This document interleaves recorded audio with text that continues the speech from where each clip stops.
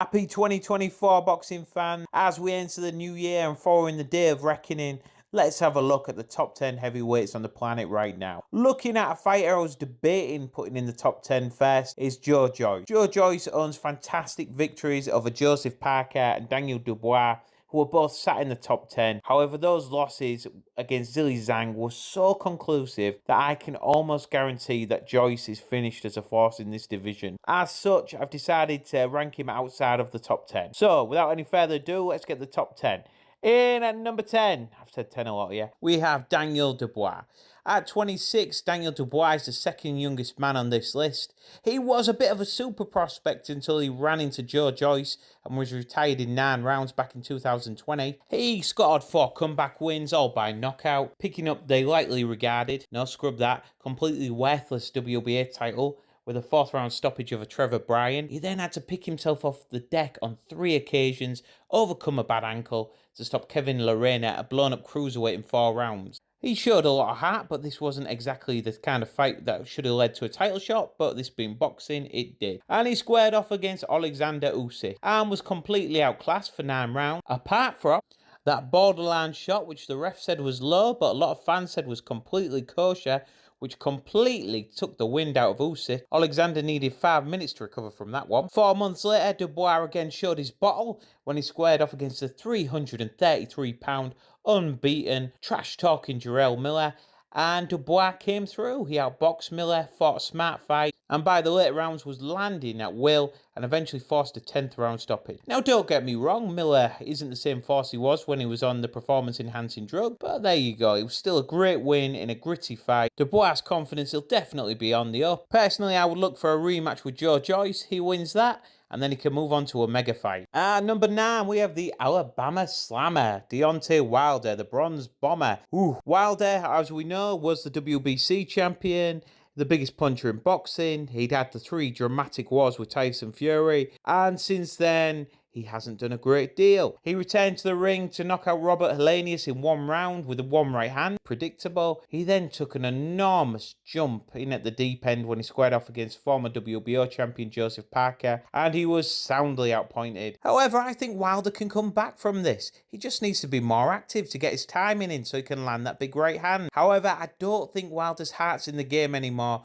and it wouldn't be surprised me if he retired soon. Number 8, we have Germany's Agit Kabel. We first saw Kabel in 2017 when he scored a majority decision over Derek Chisora for the European title. Since then, he's been out in the cold, scoring victories over the likes of Pavel Sauer, Kevin Johnson, Andrei Rudenko. But on the day of reckoning, he was awarded a big fight and he took the opportunity with both hands. An underdog, body shots to slam Arslanbek Makhmudov in 4 rounds. It was a brilliant performance and gets him back in the top 10. He certainly deserves a big fight. Number 7, I'm going to go for the big baby. The youngest man on this list, 24-year-old American, Gerard Anderson. Anderson's had a good 2023 and he looks to have a big upside. Nice stoppages of a Jerry Forrest, George Arias were impressive. However, it's his 10-round victory over former IBF boss Charles Martin, which I think cemented his place in the top 10. Number 6, we have Cuba's Frank Sanchez. A winner at the day of reckoning of a junior fay in 7 predictable rounds. Sanchez is a very classy boxer.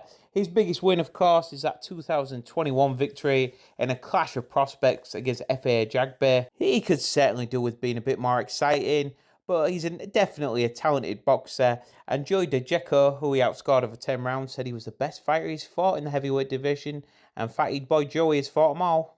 Number 5, we have Filip Hrgović. The Croatian's victory at the day of reckoning over Mark de Moraes was completely predictable, but the reason that this former Olympic bronze medalist finds himself sitting so pretty is that debatable 10-round points victory over Zhilei Zhang. Personally, I thought Zhang won the fight, but Hrgović certainly made it bloody close.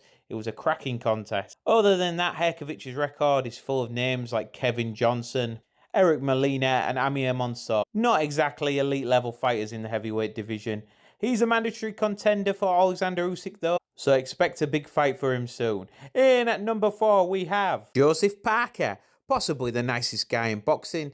It appeared that Parker's career was over when he was worn down and stopped in 12 rounds by Joe Joyce. However, he's come back with a very impressive 2023 campaign. A knockout of Simon Dean was followed by his comprehensive points victory over Deontay Wilder. Other victories over Andy Ruiz, who would have cracked the top 10 if he actually fought, Carlos Takam, Derek Del Boy Chisora, and Hughie Fury cement his top 10 credentials. At number 3, we have Big Bang Zhilei Zhang. Only one defeat on Zhang's record against Filip Herkovich, but I thought he won that fight. And this year he really came into his own, absolutely destroying Joe Joyce twice. The second time emphatically when he scored one of the knockouts of the year with that right hook. Extremely fast-handed, big, strong, relentless, accurate, powerful punching. Zhang is a real threat for anyone in the division right now. At number 2, we have the linear heavyweight champion of the world, Tyson Fury. Fury has fought just once this year. His 10-round points victory over Francis Ngannou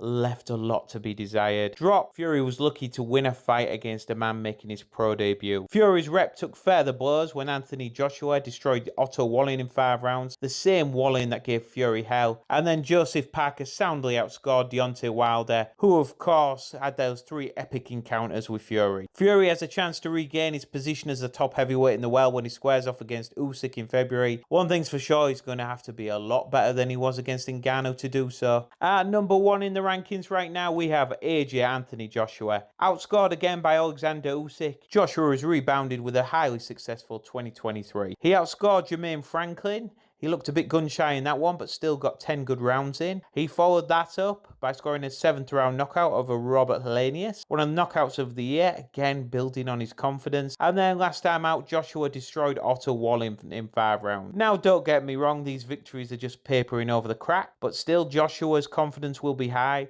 and he owns excellent wins of the likes of Joshua Parker, Vladimir Klitschko, Alexander Povetkin, and scores of other top heavyweights. And with Tyson Fury's recent fall from form, he takes the number 1 slot, which leaves us with our champion at the moment, Oleksandr Usyk, who picked up the vacant championship when he outscored Anthony Joshua. He proved it was no fluke by outscoring Joshua in the rematch, and then apart from that controversial low blow moment, he completely outclassed Daniel Dubois in 9 rounds. The former undisputed cruiserweight champion of the world is one of the elite boxers in the world today in any weight. A tremendous southpaw, and he's going to be very difficult to beat. If he defeats Tyson Fury in February, he may well rank as one of the greatest heavyweights of all time. What do you think, fight fans? And don't forget to like, subscribe.